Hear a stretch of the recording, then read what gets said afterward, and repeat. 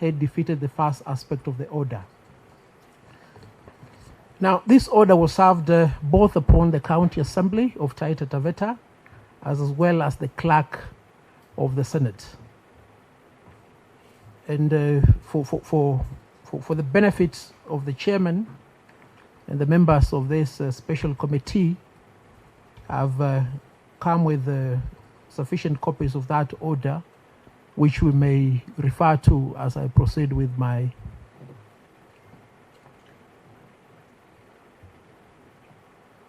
There are sufficient copies of that order.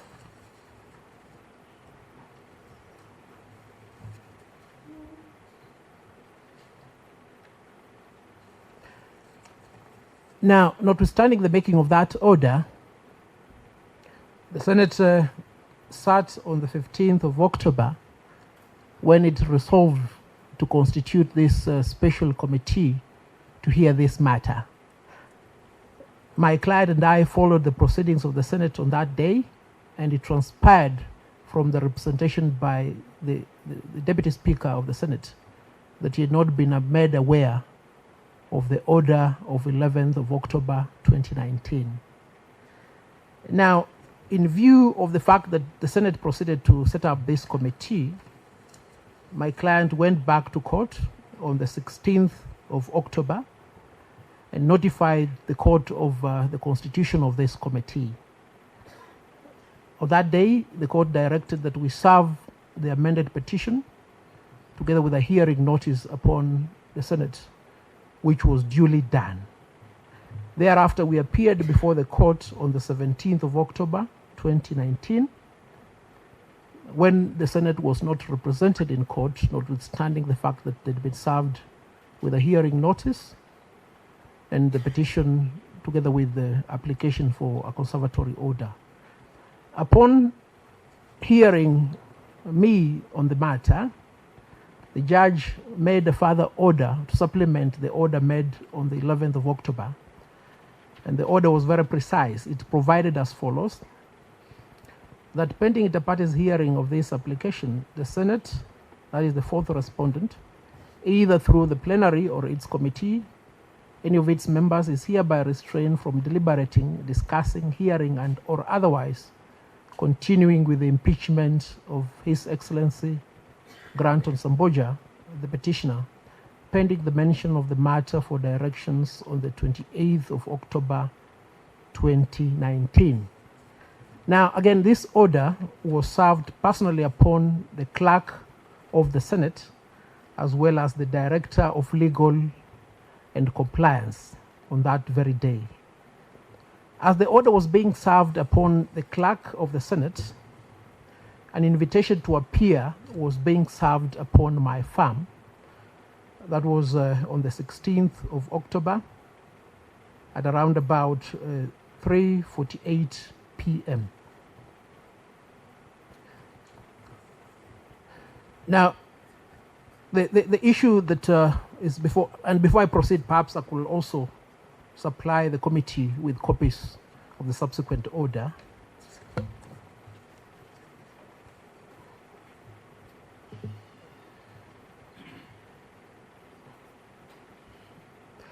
I'm aware of my own knowledge that the Deputy Speaker of the Senate indicated that he will today at 2:30 make a decision as to whether the Senate can be injuncted in the performance of its duties by a court of law. But notwithstanding the pendency of his decision, which is to be made at 2:30, the Honorable Deputy Speaker indicated that this special committee may proceed with the task assigned to it. Now, at this particular point in time, I just want to raise two fundamental issues which are germane to the proceedings before this special committee. And I will refer to Standing Order number 98 of the Standing Orders of the Senate. Standing Order number 98, in particular, Standing Order 98 sub Rule 2. It says, subject to paragraph 5, no senator shall refer to any particular matter which is sub judice or which by operation of any written law is secret. For the specific issue before this special committee, what is of reference is the pendency of the court proceedings. Now, if you examine sub-rule 2 all the way to sub-rule 3, with particular reference to 3C, this definition is made of a matter that is sub judice. Civil proceedings shall be deemed to be active when arrangements for hearing, such as setting down a case for trial, have been made until the proceedings are ended by judgment or discontinuance. It is therefore my humble plea to this special committee that an express reading of Standing Order number 98 implores the committee of its own, and notwithstanding any other direction or ruling by the entire House through the Speaker, to abide by the sub judice rule. And to that extent, therefore, it is my request that this special committee should down its tool until such a time as the petition before the High Court is determined. That is number one. Number two, and without prejudice to what I've said before, is that in the invitation to appear, in particular at page 2, upon the recital notifying us to appear today, 4 items are enumerated. And amongst those is item A, where the governor was required to do the following: to render his response to the particulars of allegations. Now, by the time of service of this invitation to appear, no particulars of allegations had been served upon the governor. Now we see a situation whereby what transpired before the county assembly has been replicated before the Senate. Honorable Chair and members of this committee, it is my humble submission that in light of those 2 fundamental issues which we have raised on behalf of the governor, the prudent thing for this special committee of the Senate to do will be to stay these proceedings until such a time as the petition, being petition number 402 of 2019, is determined. That's all I have to say.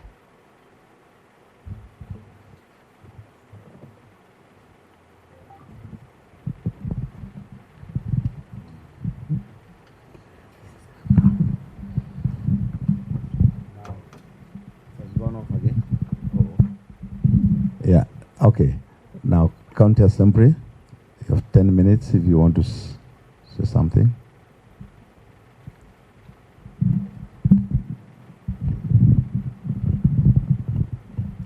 Very well, Chairman and members. With regard to the preliminary issues raised by Council acting for the Governor, first, we, on behalf of the County Assembly, we concede that we were served with an order issued on the 11th October 2019. That is the only order that was served upon the County Assembly. And that order required the County Assembly to refrain from submitting the resolution to the Speaker of the Senate. Chairman and members, on behalf of the County Assembly, we confirm that by the time this order was served upon the County Assembly, the issues stated therein had already been overtaken by events, because the motion and the resolution had already been transmitted and received by the Speaker of the Senate, and that was confirmed by the communication made by the Speaker to the County Assembly. To that extent, therefore, Prayer 2 of that order had effectively been overtaken by events as at the time it was served. However, we would like also to take directions of the Chair and the members with regard to Order 1. In that particular order, because in that order you will see that there was a specific direction staying the resolution of the county assembly. Our concern therefore would be, and maybe by way of direction that can be addressed, whether the communication made by the Speaker of the Senate to this committee included a specific direction of the effect of the stay order, or whether or not it only addressed itself to the question of proceedings by this committee, because that has legal implications. That would be important so that we proceed on the premise of a stay of a resolution that is properly before this committee and properly before the House. If I may speak to the law under Section 33, briefly, I'll not take my entire 10 minutes. I'll take just about 5 minutes. The role of the committee is quite exhaustively addressed under subsection 4, 1 and 2. And of particular note in my submission would be subsection 4b, where the committee is enjoined to report to the Senate within 10 days on whether the particulars of the allegations against the governor have been substantiated. This substantiation is both factual and legal. And in this regard, we are quite alive to the fact that in its final report, the committee can address the legal issues raised together with the factual issues that obtain within the context of the proceedings. However, and as I reiterate this, because it's important to the county assembly, we shall require a direction by the chair and by the House of the effect of the stay order of the resolution, because that has a direct bearing on the legality or the validity of the resolution under discussion in these proceedings. Secondly, with regard to the question of particulars of the allegations, Chairman, you have read out your communication to the County Assembly, and the requirement of this House to the County Assembly was to file and serve all its documents on or before the 19th October 2019 with the Clerk of the Senate. I confirm as counsel for the County Assembly that this was complied with, because then it is the office of the clerk that was to transmit copies thereof to all the other interested parties. So with that, in that regard, my submission would be that the County Assembly has fully and satisfactorily complied both with the law and with the directions made by the clerk of this House with regard to the documents and the particulars. We shall therefore abide by the directions that shall be made by the chair with regard to the preliminary issues. Thank you.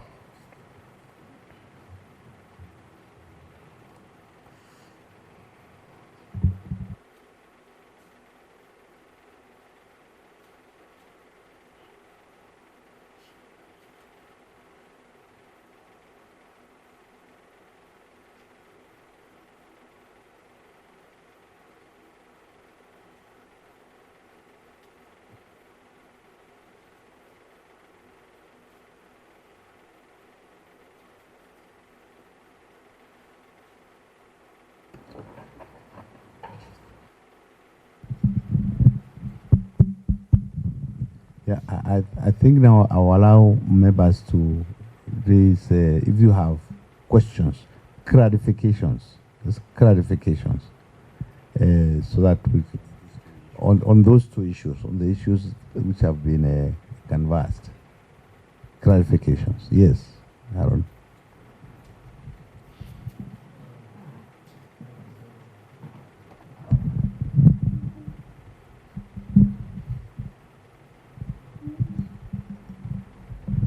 Thank you, Chair. Chair, I'd wish to get a comment from the Council for Governor, because he read Standing Order number 98.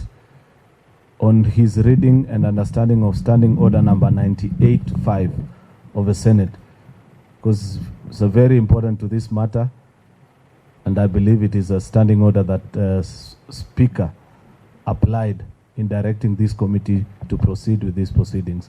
So I'd wish to hear his understanding of Standing Order 98-5, which if I don't know if he has a copy of our standing orders, but I'll read for you. Or you have? Ah, good. Then proceed. Maybe, Chair, before he responds, if he can be supplied with a copy of the standing orders of Senate, it will help us follow quite correctly the discussions. Okay. It's online, but I didn't get a hard copy.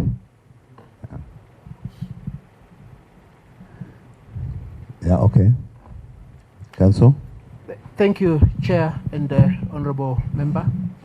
Now, my understanding of Standing Order number 98-5 is as follows. First, the term sub judice is referred to in 1 and 2, and sub judice, in the manner understood in the practice of law, is that where a matter is pending before a court of law, no other individual should deliberate upon it with a view to arriving at an outcome either similar or dissimilar to the outcome intended by a court of law.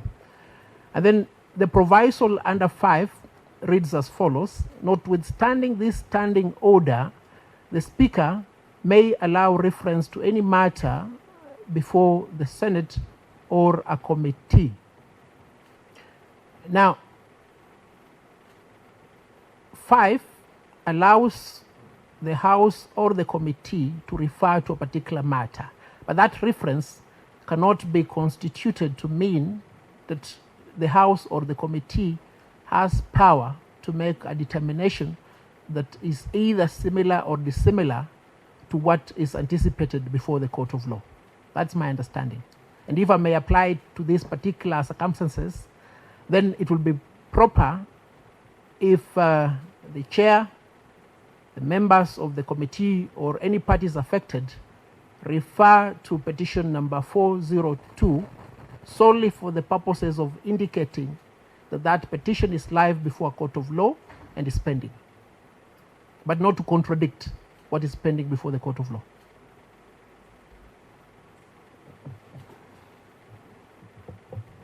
And any other member? Good. Thank you. Now that we... County Assembly, do you have anything?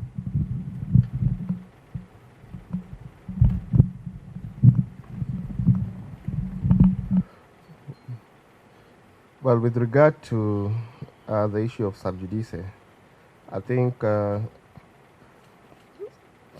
Standing Order number 98 is quite unequivocal in what it provides, and the discretion provided under subsection 5 is a discretion that can be exercised by the Speaker of the House. I think that is in the judgment of the Speaker of the House, which judgment we cannot in any way as the Assembly or as the Governor purport or try to determine. So at that, I will leave it to the House. Thank you. Thank you. I think having heard from all parties, I think we will adjourn for 15 minutes. 15 minutes. Then we'll come back and give you directions on how we proceed.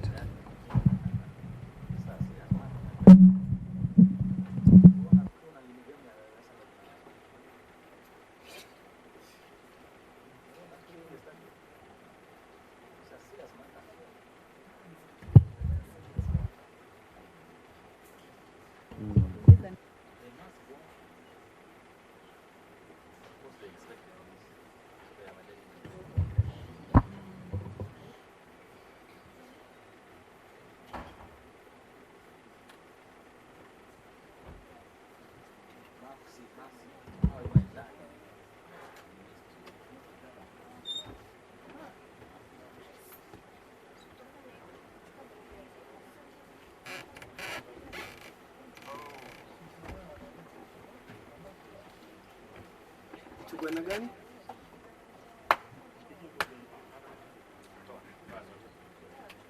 Hizo zote. Si zote tu, na wengine pia wataki. Na hii Toa hiyo yangu. yako ni hii hapa.